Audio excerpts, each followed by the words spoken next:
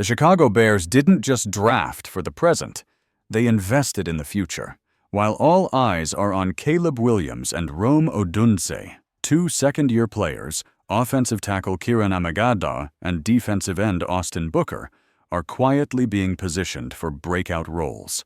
Despite rookie seasons filled with growing pains, the Bears' front office and new coaching staff remain firmly behind them. With a full offseason, healthy bodies, and a clear path forward, both are now on the radar to make serious noise in 2025. Don't be surprised if these under-the-radar names become key contributors sooner than expected. Before we dive in, make sure to hit that like button and subscribe if you're into all things football. We've got a lot to break down today. Let's talk about the Chicago Bears and how their entire outlook just took a turn. Specifically, we're going to focus on two second-year players who flew under the radar this offseason. But not for long. Expectations for them are about to shift big time. Now, the 2024 NFL Draft played a huge part in this.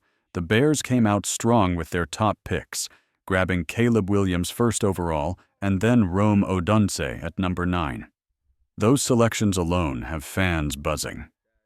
But beyond those headline names, not much chatter about the rest of the draft class. That's where things get interesting. We're going to focus on three names: punter Tory Taylor, offensive tackle Kieran Amegadjie, and defensive end Austin Booker. Taylor held things down on special teams last year, but the spotlight now shifts to Amegadjie and Booker. When Booker was drafted, hype followed. He tore it up at Kansas, and fans were fired up. But once the season rolled in, that excitement cooled. The reason? Expectations didn't match reality. Fans were hoping for instant impact. The Bears? They had a slower plan in mind. Both Amegadjie and Booker were selected as long-term projects, not plug-and-play starters. Take Amegadjie. He came in nursing a quad injury, missed the combine, and was recovering from a setback at Yale.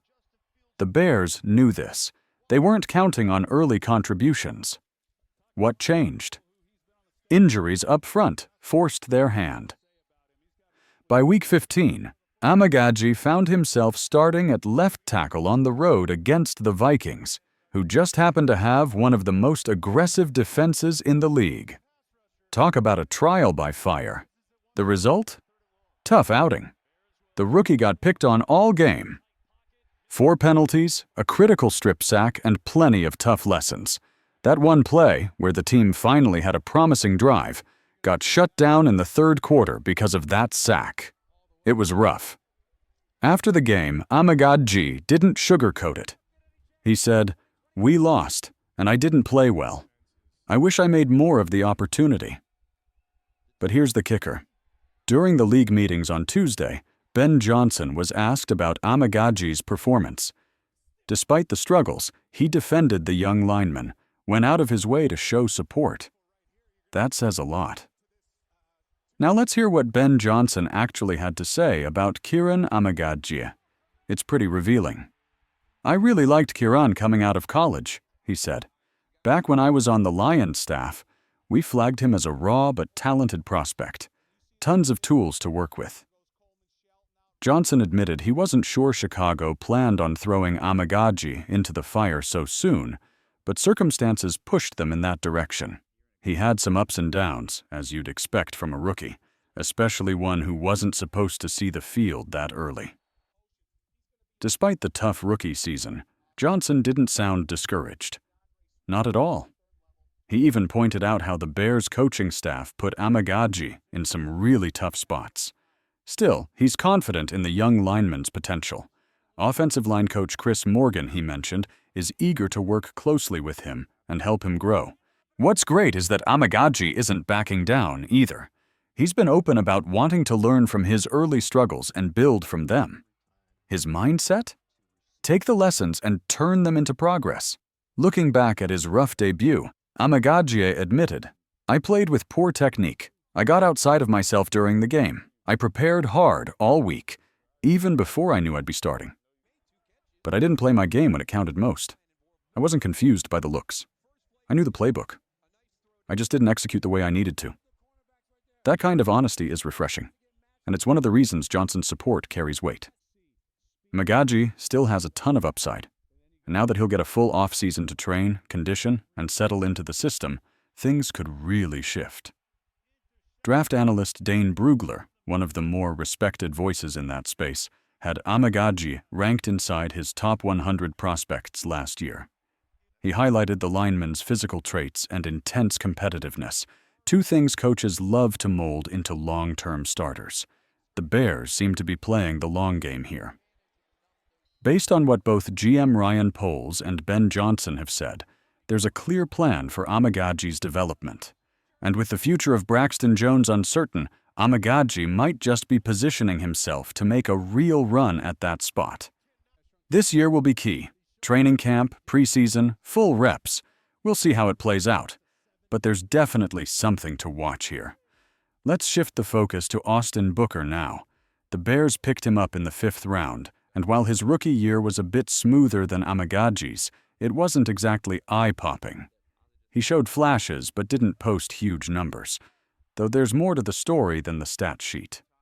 Booker mostly worked in a backup role behind Montez Sweat and DeMarcus Walker. Now, with Walker out and guys like Darrell Taylor and Dominique Robinson also no longer in the picture, the competition for snaps is thinning out. Even in a crowded rotation last year, Booker still managed to suit up for all 17 games. He recorded 1.5 sacks and 3 tackles for loss. Solid, if not spectacular. What stood out, though, were those moments of real potential, the flashes where you saw what he could become. Heading into this season, he's expected to serve in a similar rotational role, this time behind Sweat and the newly added Dayo Odeyingbo. Yes, that's the right pronunciation. And yes, it's a totally new system under Dennis Allen, which could end up being a much better fit for Booker's style. There's one area that everyone's keyed in on: his size. He's still not quite at the ideal build for a full-time NFL edge rusher. Long arms, good frame, but he's still adding bulk. Social media has been full of updates on his off-season grind, mostly centered around hitting the weight room, and that's exactly what the coaching staff wants to see. Ben Johnson echoed the same thoughts during league meetings. Allen, in particular, wants to see Booker add strength, not just for pass rushing, but to better hold up against the run and set the edge in this scheme. That extra size could go a long way toward helping him carve out a bigger role. Bottom line, these young guys might not have made waves as rookies, but they were never supposed to. The Bears drafted them with the long term in mind, and now that development time is starting to pay off. New staff, new system, and clearer paths to playing time. There's real optimism that both Booker and Amagaji will take meaningful steps forward. Calling them disappointments at this stage? Way too early for that. They're just getting started.